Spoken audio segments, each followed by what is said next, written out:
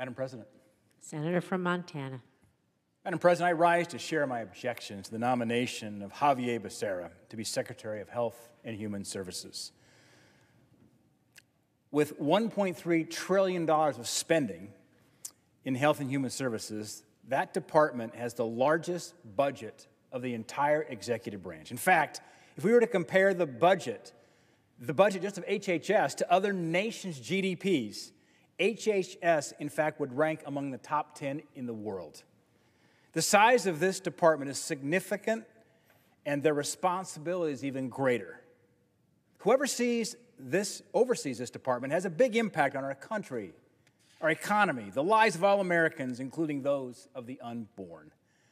This is exactly why I'm deeply concerned with President Biden's pick of Attorney General Xavier Becerra to lead HHS. Mr. Becerra has spent his career propagating far-left ideologies and supporting divisive policies that don't resonate with the majority of Americans. The Secretary of HHS has massive authority to steer the future of health care in our country, and someone who has made a career out of defending the abortion industry and promoting other liberal policies like free health care for illegal immigrants should not be at the helm of this department. I'm concerned that Attorney General Becerra will use the power of this agency to overstep and impose his radical liberal agenda on millions of Americans. This administration decidedly, intentionally chose a nominee who has repeatedly attacked the religious freedoms of so many Americans.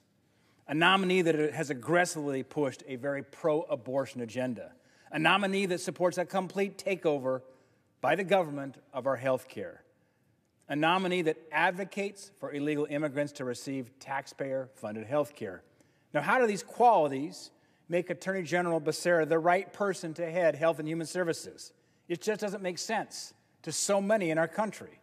It's just another sign that this, unfortunately, is a far-left administration that is outside the mainstream. Especially now during a pandemic, it's critical that all Americans can trust whoever holds this position.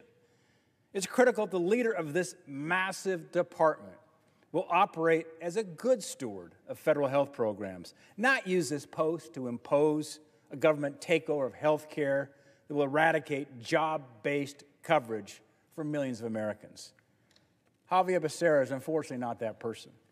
He's built his career defending some of the very most extreme stances in our society, and we can expect he will only take things further at HHS.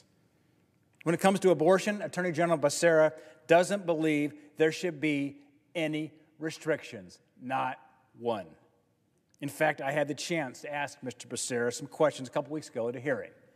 I asked if he would support a ban on the lethal discrimination of babies diagnosed with Down syndrome.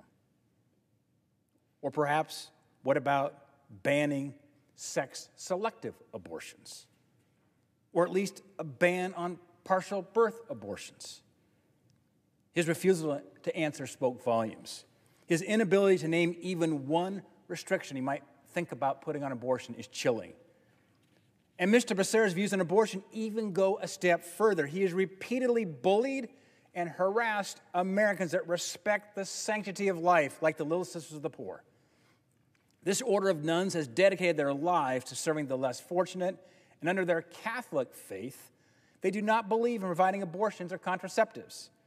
Attorney General Becerra litigated against these nuns in court and attempted to revoke an exemption that protects religious groups from providing contraceptives, and that goes against their religious beliefs.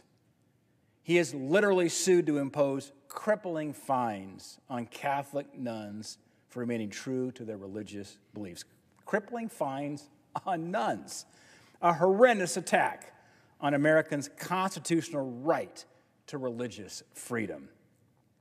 He has stated that crossing the border illegally should be decriminalized. Let me say that again. He has stated that crossing the border illegally should be decriminalized. No wonder we're seeing a crisis on our southern border. He has repeatedly pushed for illegal immigrants to receive health benefits from the taxpayer's dime.